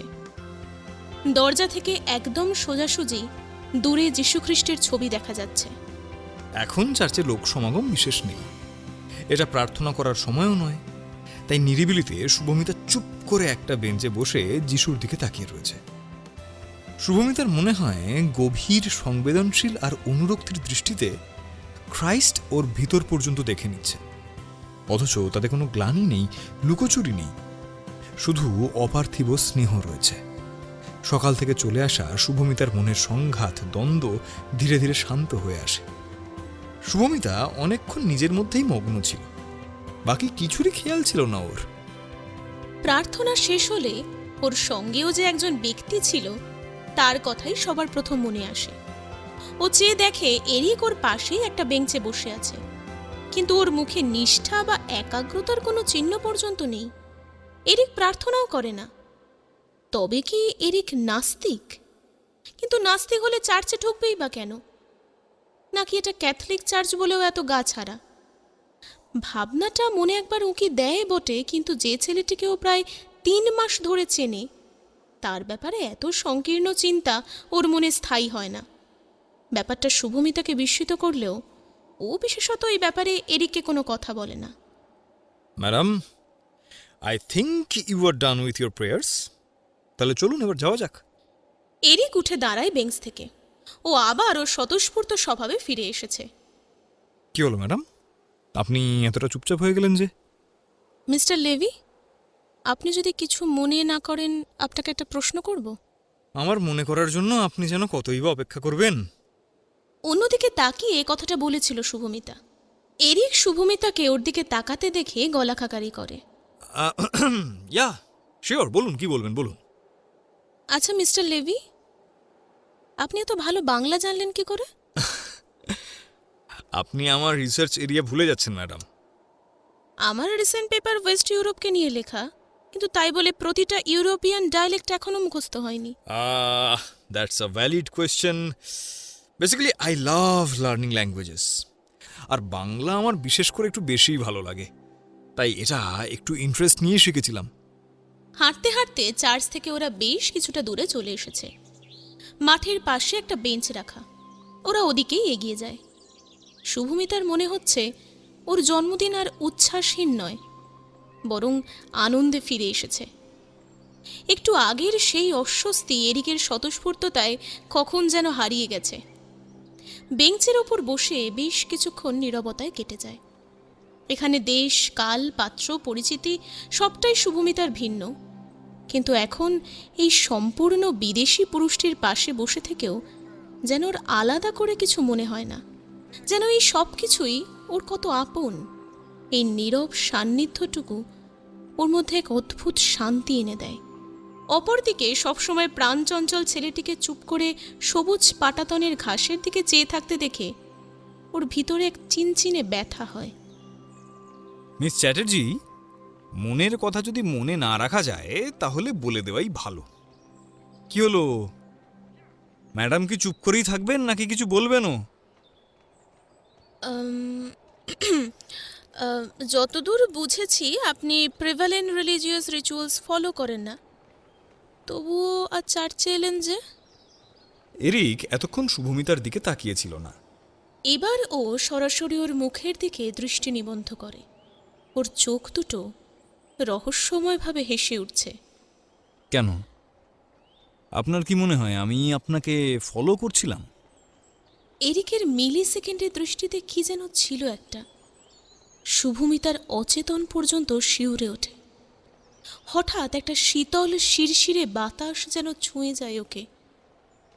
গায়ে চড়ানো পুলোভারটাও সেই শীতকে প্রতিরোধ করতে পারছে না। এই শুভমিতা, হোয়াট হ্যাপেন্ড? এরিক শুভমিতার হাতের ওপর আলতো করে হাত রাখে। এক মুহূর্ত শুভমিতার মনে হয় কোনো বরফ ঠান্ডা পাথরের চাই ওর হাতের ওপর চাপিয়ে দিয়েছে কেউ, কিন্তু তা ওই মুহূর্তের জন্যেই। পরক্ষণেই সব স্বাভাবিক মনে হয়। মনকে ঝাঁকুনি দিয়ে ঠিক করে নেয় শুভমিতা। কই, এরিকের হাতের তাপমাত্রা তো স্বাভাবিকই, ওর মনের ভ্রমই হবে হয়তো। শুভমিতা ওর মুখের ভাব স্বাভাবিক করতে সাদা রঙের বেঞ্চ থেকে উঠে যায়, এরিকের দিকে তাকায় না। আপনি কিন্তু আমার প্রশ্নের উত্তর দিলেন না। আপনি যে কারণে চার্চে এসেছেন আমিও সেই কারণেই এসেছি। মানে? Nothing to be surprised of. আপনি তো হিন্দু, বাট চার্চে এসেছেন because you like it. Same with me. আমি জাস্ট এই শান্ত পরিবেশটা পছন্দ করি, সেই কারণেই এখানে আসা। আপনি নোটিস করে থাকবেন এইটা কিন্তু প্রেয়ারের টাইম নয়। সেটা আলাদা। তবে আপনিও তো প্রেয়ার করলেন না, কিন্তু আপনি সেখানে বসেছিলেন। প্রেয়ার করার যে কিছু সামাজিক নিয়ম রয়েছে, কিছু বিশেষ এটিকেট রয়েছে, সেইটা না ফলো করলে প্রেয়ার হয় না। এইটা তো আপনি বিশ্বাস করেন নাকি? প্রশ্নটা যে বড্ড ছেলে মানুষের হয়েছে শুভমিতা সেটা জিজ্ঞেস করেই বুঝতে পেরেছিল। তখন প্রশ্নের তোরে মুখ থেকে বেরিয়ে গেছিল। ওর আসল প্রশ্ন আর দ্বিধা যে অন্য জায়গায়, আর সেটা এরিকের কাছে যে ঠিক অস্পষ্ট নয় সেটা বুঝতে পেরে ওর অস্বস্তি হয়। তবে এরিক ওর এই মনোভাবের ধার দিয়েও যায় না। I think you have not noticed my surname. আমি খ্রিশ্চান নই। শুভমিতা কয়েক সেকেন্ড বিস্মিত হয়ে তাকিয়ে থাকে এরিকের দিকে। ওর মনের অনুমান করে এরিক নিজেই এর উত্তর দেয়। ইহুদিদের মধ্যে সব থেকে প্রচলিত সারনেম হচ্ছে লেভি। এই জন্য আপনি প্রার্থনা করলেন না? না না না না, ব্যাপারটা একদমই সেরকম নয়। আমার চার্চ, টেম্পল, মস্ক কোনো কিছুতেই অসুবিধে নেই। কেবলমাত্রই কৌতূহলের বশবর্তী হয়ে জায়গাগুলো ঘুরতে আসা। আসলে সত্যি বলতে কি, আমার সব থেকে বেশি ইচ্ছে হয় অতীতকে, মিথকে, মাইথোলজিকে ভালো করে বুঝে নিতে। Human mind drives me anywhere. আপনার কথা বলার ক্ষমতা কিন্তু সত্যি অসাধারণ, মানতেই হচ্ছে। ম্যাডাম, আপনার ব্যাপারে একটা জিনিস খুব ক্লিয়ার, জানেন তো? আপনার চোখ দুটো পরিষ্কার, আপনি মিথ্যে বলতে পারেন না। শুভমিতা এগিয়ে এসে আবার এরিকের পাশে এসে বসে। ওর মুখের দিকে তাকায় শুভমিতা। আপনি এত ভালো ফ্লার্ট করতে কি করে শিখলেন বলুন তো? আপনি ভাববেন না এইসব কথা আমি মেল্ট হয়ে যাব। Are you sure miss? এরিকের গম্ভীর স্বরে শুভমিতা ওর ওভারপুলের পকেটে হাত ঢুকিয়ে দেয়। সরাসরি এরিকের চোখে চোখ রাখতে পারে না ও। যদিও এরিকের দৃষ্টি ওর থেকে সরে না। Many many happiest returns of the day Shubhamita. May the God you believe bless you with the most precious gift in the store. এই পৃথিবীর সব থেকে দামি জিনিসটা আপনার কাছে উপহার হিসেবে আসুক। এরিককে এত কাছে দেখে সৌমিতার গলা শুকিয়ে যায়। ওর ঠোঁট দুটোকে ভীষণ শুকনো মনে হতে থাকে। ওর হৃদস্পন্দন স্টিমারের গতিতে দৌড়চ্ছে। ও মনের ভাব আড়াল করতে ওখান থেকে উঠে যায়। আপনি কি করে জানলেন আজ আমার বার্থডে? কেন? ম্যাজিক করে? এরিক ওর হাতটা খুব কায়দায় সৌমিতার সামনে নিয়ে গিয়ে ঘোরায়। উফ, এত নার্ভাস হলে চলে ম্যাডাম? সোশ্যাল মিডিয়া বলেও তো একটা বস্তু হয় নাকি? If you are not forgetting, আপনি ওখানে অ্যাক্টিভ না থাকলেও লোকজন একেবারে যে কিছু জানতে পারে না তা কিন্তু নয়। তবে চিন্তা নেই, আপনি যা ভয় পাচ্ছেন তা কিন্তু একেবারেই নয়। আমি আপনাকে স্টক করিনি, জাস্ট আ কোইন্সিডেন্ট মিট। কথাগুলো এরিক এভাবে মুখের উপর বলে দেবে ভাবতে পারেনি শুভমিতা। কিন্তু ধরা পড়ে যাওয়ায় ও বিব্রত হয়ে যায়। সেই ভাব লুকোতে ও রাগ করে। আপনাকে এত বুঝতে কে বলেছে বলুন তো? একটু কমও তো বুঝতে পারেন। আমি একেবারেই ওসব ভাবিনি। You are looking so beautiful today. আপনাকে আবার প্রেজ করলে আপনি ভাবেন আমি ফ্লার্ট করছি। যদিও সব সময় আমি যা যা বলি তার সব কিছু কিন্তু একেবারেই মিথ্যে নয়। বিশ্বাস করুন, আমি আপনার ব্যাপারে খুব একটা মিথ্যে কথা বলি না। চলুন তবে যাওয়া যাক। শুভমিতা গলা খাঁকারি করে বসা থেকে উঠে দাঁড়ায়। অনেকক্ষণ তো এখানে রইলাম, আর বেশি বসা যাবে না। এছাড়া কোইন্সিডেন্টলি হোক আর যাই হোক, আপনি আমাকে বার্থডে উইশ করেছেন। শুধু উইশ করলে রিটার্ন গিফট না দিলে চলে? আমি তো আর আপনার মতো আনগ্রেটফুল নই। কথার খোঁচাটা কোন দিক থেকে এসেছে বুঝতে অসুবিধা হয় না এরিকের। তবে মেয়েটির ছেলে মানুষই দেখে ওর মুখে হাসি ফুটে ওঠে। দিন কতক আগে একটা সেমিনার আয়োজনের দায়িত্ব ছিল শুভমিতা, এরিক সহ আরও 2-3 জনের। তার মধ্যে একজন ছিল রায়না। মেয়েটি রুশ বংশোদ্ভূত। কাজের বিষয়ে শুভমিতার নিখুঁত পারদর্শিতাকে সকলেই স্বীকার করে, তাই ওকে দায়িত্ব দিয়ে সবাই এক প্রকার নিশ্চিন্ত হয়। প্রফেসর অ্যালবার্টের তত্ত্বাবধানে এই সেমিনার আয়োজিত বলে অনেক গুরুত্বপূর্ণ ভার অ্যালবার্ট শুভমিতাকে দিয়েছিল। বাকিদের মধ্যেও কাজ ভাগ করা ছিল, কিন্তু প্রজেক্ট তৈরির সময় বারবার দেখানো সত্ত্বেও রায়না একই ভুল করছিল। এরিক ওর সঙ্গী ছিল, তাই শেষ মুহূর্তে রায়নার ভাগের কাজগুলো এরিককে করতে হয়েছিল। ফলত ওর উপর খুব চাপ পড়ে গিয়েছিল। তাই সেই সময় কাজ শেষ করার তাগিদে এরিকের প্রেজেন্টেশনের ভার ছাড়া বাকি সবটুকু শুভমিতা নিজেই করে নিয়েছিল। সেমিনার সফলভাবে শেষ হয়ে গেলে অ্যালবার্ট যখন প্রিয় ছাত্রীকে প্রশংসা করছিল, দুর্ভাগ্যবশত প্রিয় ছাত্রীটির চোখ পড়ে গিয়েছিল দুজন গদগদভাবে হাসতে থাকা ব্যক্তি এবং ব্যক্তিনের উপর। এক, যার জন্য কাজ ভণ্ডুলতে বসেছিল, আর 2, যার কাজের অধিকাংশ দায়িত্ব শুভমিতা নিজে থেকেই নিয়ে তাকে এই যাত্রায় উদ্ধার করে দিয়েছে। অথচ সারাদিনে একটা সামান্য ধন্যবাদ দেওয়ার কথা পর্যন্ত মনে পড়েনি তার। আর সেমিনার শেষ হতেই গদগদ হয়ে ভাব জমাতে চলে এসেছে সেই অপদার্থ মেয়েটির সঙ্গে। অবশ্য কথায় বলে রতনে রতন চেনে। নিজে যেমন পছন্দ তো রাজ্যের অপদার্থকেই হবে। আর মেয়েটিকেও দেখো, দাঁত দেখিয়ে দেখিয়ে হাসছে, যেন জন্মে আর কোনোদিনও হাসেনি। সেদিন কাজ মিটে যেতে শুভমিতা আর 1 মিনিটও দেরি করেনি। এরিকের মুখ দর্শন করার কোনো প্রশ্নই ওঠে না। বাড়ি ফেরার সময় গোটা রাস্তা ট্রেনে গুম হয়ে বসেছিল। পৃথার একটা বকবকও ওর কানে যায়নি। এখনো যে সেই ঘটনার রেশ কমেনি, এইটা বুঝতে পেরে এরিকের হাসি পায়। সেদিন মেয়েটার প্রতিটি অভিব্যক্তি ও লক্ষ্য করেছিল, খুব মন দিয়েই লক্ষ্য করেছিল। এরিক আর শুভমিতা পাশাপাশি হাঁটছে। ইংল্যান্ডে বসন্ত এসেছে। তারই পূর্বাবস্থার মন ভালো করা খারাপ করা বাতাস ছুঁয়ে যাচ্ছে ওদেরকে। ওরা দুজনেই নীরব। চার্চ থেকে বেরিয়ে এরিক যে জায়গায় হাঁটা শুরু করে, শুভমিতা বিনা প্রশ্নে বিনা দ্বিধায় ওকেই অনুসরণ করে। কোথায় যাচ্ছে, কি যাচ্ছে, কোনো প্রশ্ন করে না। ওর ভিতরে এক অদ্ভুত বিশ্বাস জন্মেছে ওকে নিয়ে। এরিক সঙ্গে থাকলে কোনো ক্ষতি হবার সম্ভাবনাই নেই ওর। ওরা যে জায়গা দিয়ে হাঁটছে সেটা বেশ নিরিবিলি। আশেপাশে রং বেরঙের গাছগাছালি। বসন্তের আগমনে সবুজ পাতারা নতুন উদ্যমে জেগে উঠেছে। শুভমিতার পরনে আজ একটা লাল কলার দেওয়া চাইনিজ কাটের চুড়িদার আছে। পিঠ ভর্তি চুল এলানো। খুব একটা সাজগোজ করে নাও। পরিমিত প্রসাধনে কপালে একটা ছোট্ট টিপ, ঠোঁটে হালকা লিপ বাম লাগানো শুধু। নিঃশব্দে হাঁটতে হাঁটতে ওরা যে জায়গায় এসে পৌঁছয়, সেখানে চারিদিকে বিভিন্ন গাছের সমারোহ। প্রকৃতি যেন তার সকল রূপের ডালি লাজুক লালে উন্মুক্তভাবে তুলে ধরেছে। শুভমিতা এই জায়গাটার নাম জানে না। মুগ্ধ হয়ে সেদিকে তাকিয়ে রয়েছে শুধু। ও প্রাণ ভরে নিঃশ্বাস নেয়। এই জায়গায় লোক সমাগম খুব কম, বোধহয় ছুটির দিন নয় বলেই। ওর মন আনন্দে ভরে ওঠে। শীতের তুলনায় এখন ঠান্ডা কম। শুভমিতা ওর পুলোভারটা খুলে হাতে চাপিয়ে নেয়। ওড়নাটাকেও সুন্দর করে গুছিয়ে নেয় কাঁধে। এরিক, আমাকে একটা ফটো তুলে দেবেন? শুভমিতা নিজের মধ্যে মত্ত থাকায় লক্ষ্য করেনি এরিককে। এখন স্বতঃস্ফূর্তভাবে এরিককে ডাকতে গিয়ে সামনে ঘুরতেই সহসা ওর চোখে চোখ পড়ে যায়। মুহূর্ত থমকে যায় যেন শুভমিতার। নীল চোখের মণি দুটোয় অকৃত্রিম মুগ্ধতা দেখে ওই কয়েক মুহূর্ত নড়তে পারে না। মোহ কদিন থাকে, এ মায়া মিলায়, কিছুতেই পারে না আর বাঁধিয়া রাখিতে। কোমল বাহুর ডোর ছিন্ন হয়ে যায়, মদিরা উথলে নাকো মদির আঁখিতে, কেহ কারে নাহি চিনে আধার নিশায়।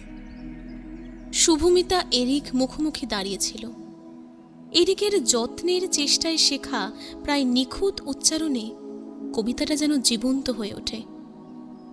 ও 2 কদম এগিয়ে আসে শুভমিতার দিকে। ওর চোখ এখনো ওর উপর নিবদ্ধ।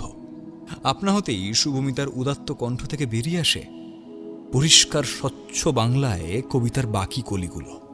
ফুল ফোটা সাঙ্গ হলে গাহে না পাখিতে, কোথা সেই হাসি প্রাপ্ত চুম্বন তৃষিত, রাঙা পুষ্পটুকু যেন প্রস্ফুট অধর, কোথা কুসুমিত তনু পূর্ণ বিকশিত, কম্পিত পুলক ভরে যৌবন কাতর।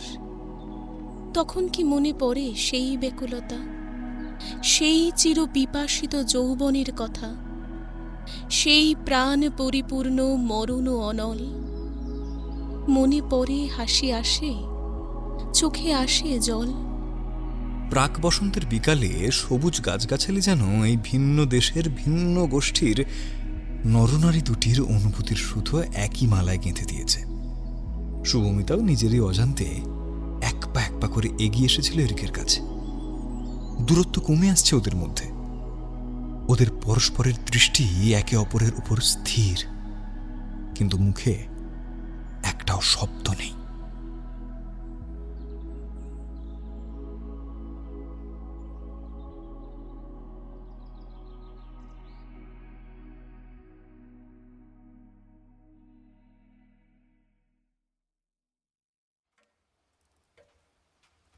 দাদা, কি দেখলেন? আমার পিকুর ওপরে কোনো খারাপ প্রভাব পড়বে না তো? রমা অনেকক্ষণ ধরেই উসফুস করছে। আজ ও ওদের বহু পুরনো দিনের পরিচিত অরুণেশের কাছে মেয়ের কুষ্টি দেখাতে এসেছে।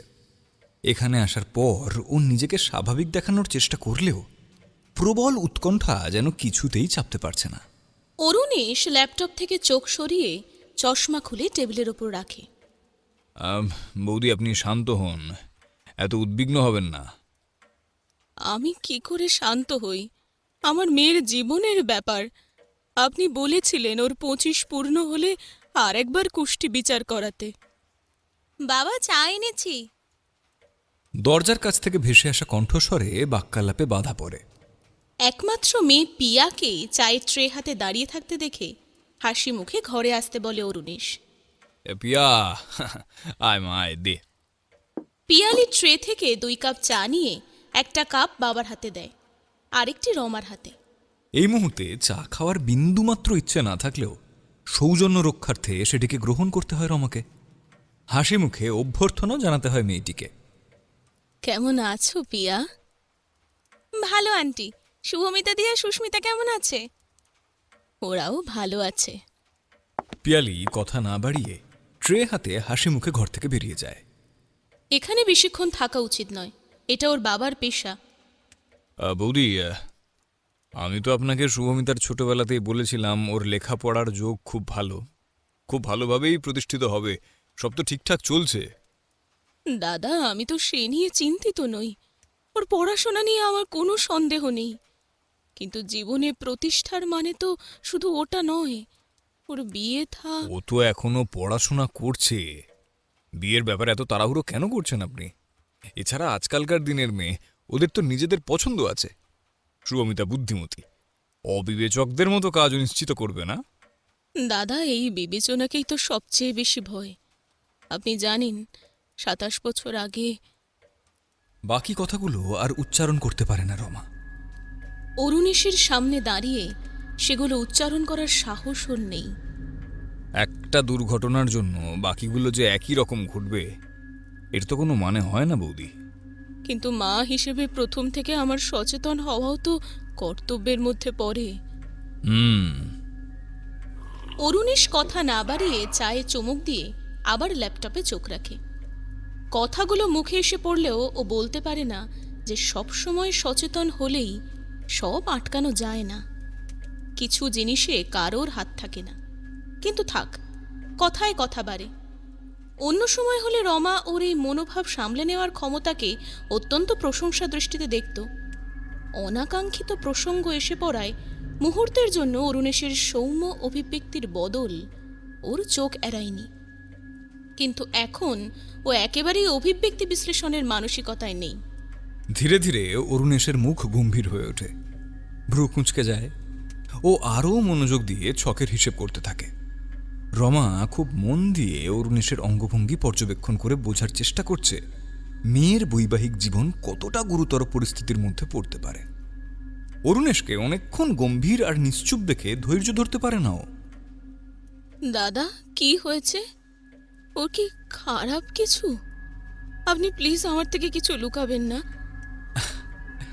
খারাপ ভালো সবই তো আপেক্ষিক বস্তু বৌদি। দর্শন তত্ত্ব শুনে রমার আশঙ্কা আরও জোরালো হতে থাকে। অরুণের স্পষ্ট বক্তা জানেও, কিন্তু কাউকে আঘাত করে কথা বলা ওর স্বভাব নয়, মন্দটাকে ঘুরিয়েই বলে। তাই নবীন সন্ন্যাসীদের কাছে কথাটা অত্যন্ত উচ্চমার্গের আধ্যাত্মিক পর্যায়ের হলেও ওর মতো স্বামী সন্তান নিয়ে ঘর করা সংসারী মানুষের পক্ষে একেবারেই তা আপেক্ষিক নয়। বৌদি, শুভমিতা দেশে ফিরবে কবে? এই তো আর 5-6 মাসের মধ্যেই। ও ফিরলে একবার ওকে আমার সাথে দেখা করতে বলবেন তো। হ্যাঁ হ্যাঁ, নিশ্চয়ই। দাদা, আমার মেয়েটা কোনো ভুল ছেলের পাল্লায় পড়বে না তো? রমা প্রায় কাঁদো কাঁদো হয়ে যায়। অরুণেশ কিছুক্ষণ চুপ থাকে। ওর চোখ ল্যাপটপ স্ক্রিনে থাকলেও মন যে ওর অন্য কোথাও, তা অস্থির চিত্তের রমা পর্যন্ত অনুভব করতে পারে। কিন্তু এই নীরবতা ভাঙার সাহসও ওর নেই। প্রায় 2 মিনিট বাদে অরুণেশ মুখ খোলে।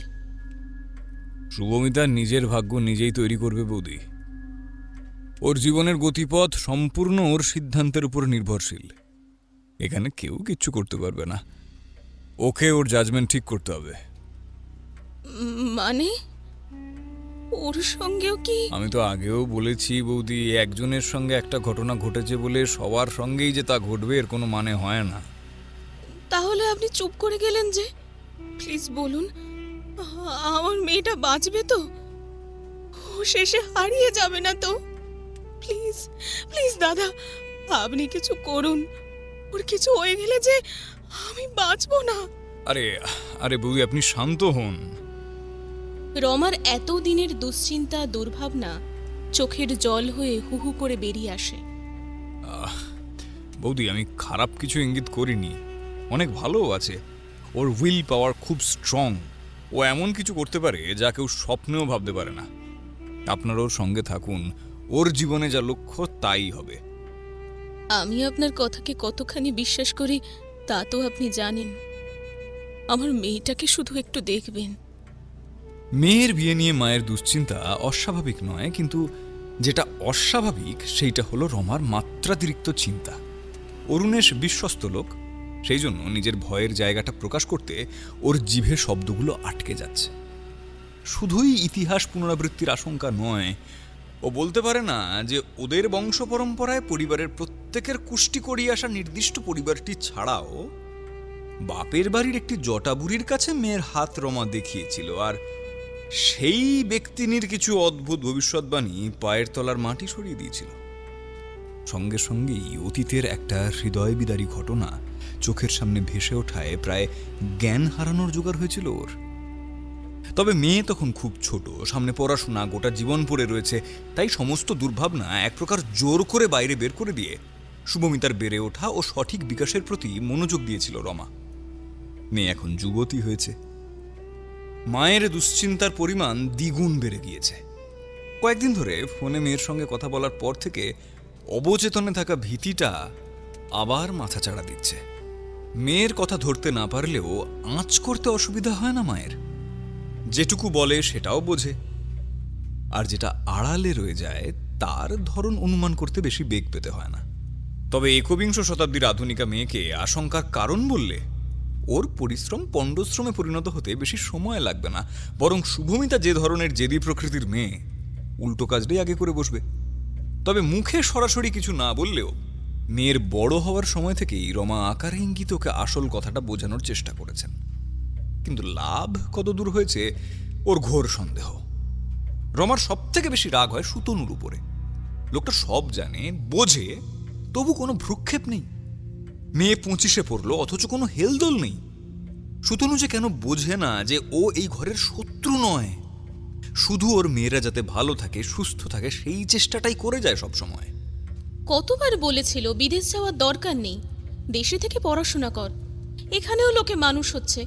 কিন্তু মেয়ে সেই যে জেদ ধরে বসলো, আর তাকে সেখান থেকে নাড়ানো গেল না। এত গোয়ার প্রকৃতির ঠিক যেন অতীতের স্মৃতি ফুঁড়ে একটি প্রতিচ্ছবি ভেসে ওঠে রমার মনের আয়নায়, এবং একই সঙ্গে সেই প্রতিচ্ছবির মানুষটির পরিণতির কথা মনে পড়তেই শিউরে ওঠেও। না না, এসব কি ভাবছে ও? ওর মেয়ে কখনোই ওরকম হতে পারে না। ও জেদি বটে, তবে সেটা বংশের ধারা মাত্র।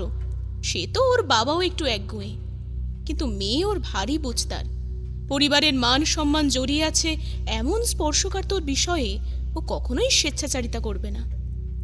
এইটুকু বিশ্বাস ওর শুভমিতার উপর আছে।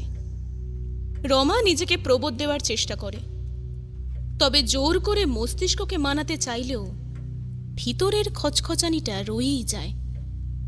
বৌদি, বৌদি শুনছেন? অরুণেশের ডাকে চমকে ওঠে রমা।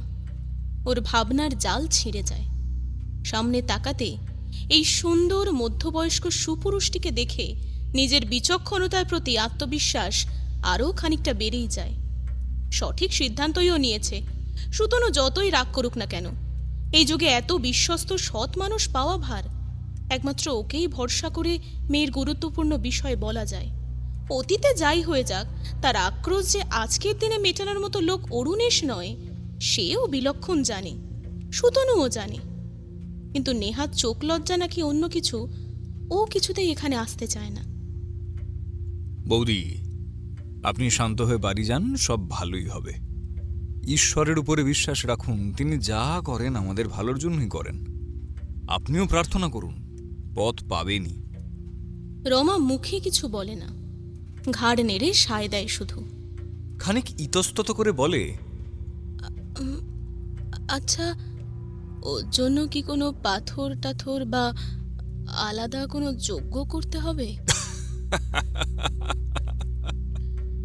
গভীর অরুণেশের ঠোঁটে এতক্ষণে হাসি ফোটে। ও স্মিত হেসে বলে, বৌদি, যদি কিছু পাথর বা দোষ কাটানোর যজ্ঞ করলেই সব দোষ কেটে যেত, তাহলে কি আর এত দুঃখ থাকতো এই পৃথিবীতে? আপনি তো জানেন আমি ওসবে বিশ্বাস করি না। আপনি ঈশ্বরের কাছে নির্মল মনে প্রার্থনা করুন, উনি আপনার সব ইচ্ছা পূরণ করবেন। এরপর তো আমি রইলামই।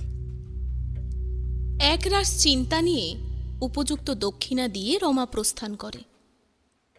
এই পিয়া, আর এক কাপ চা দে তোরে মা। আনছি বাবা। মেয়েকে আরেক কাপ চায়ের হুকুম করে অরুণেশ 60 টাকা দামের একটা গোল্ড ফ্লেকের প্যাকেট বার করে ঠোঁটে ধরায়। সিগারেট জ্বালতে গিয়ে আপন মনে হাসেও। একসময় চেইন স্মোকার ছিল। মেয়ের কড়া শাসনে এখন দিনে 4টেতে এসে ঠেকেছে। তবে কোনো কিছু নিয়ে দুশ্চিন্তা হলেই ওর পুরনো অভ্যাস ফিরে আসে। অরুণেশের ভ্রুতে অনেকগুলো ভাঁজ পড়েছে। জীবনে অনেক রকমের কুষ্টি দেখেছে ও, কিন্তু গ্রহ নক্ষত্রের কোনো প্রকার জটিল অবস্থানই দুঁদে জ্যোতিষ বিশারদকে এর আগে আজকের মতো ধন্দে ফেলেনি।